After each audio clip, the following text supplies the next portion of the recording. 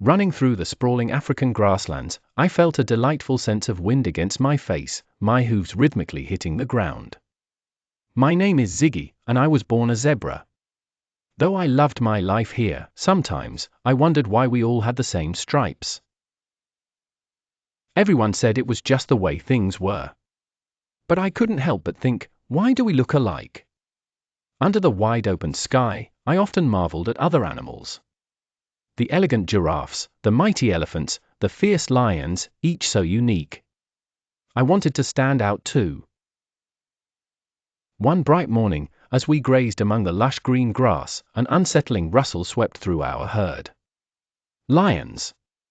My heart pounded in my chest. Yet, I noticed something incredible.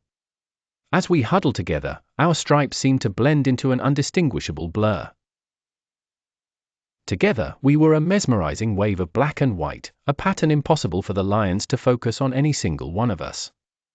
I realized our stripes weren't just for show, they were our shield, a camouflage in the open fields.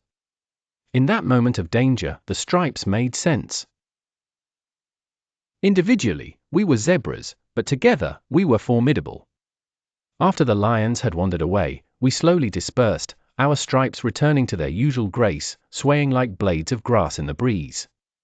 I felt a new sense of pride in my appearance. Our stripes were not just marks, they were symbols of survival, a testament to the teamwork embedded in the rhythm of our herd. I wasn't just a zebra, I was part of something larger, something ancient and beautiful. Our unity kept us safe. Now, when the wind caresses us, playing with our stripes under the blazing African sun, I feel at home in my skin. Here, in the expansive grasslands, I have learned one of life's greatest lessons. My stripes, flowing with the wind, are perfect just as they are.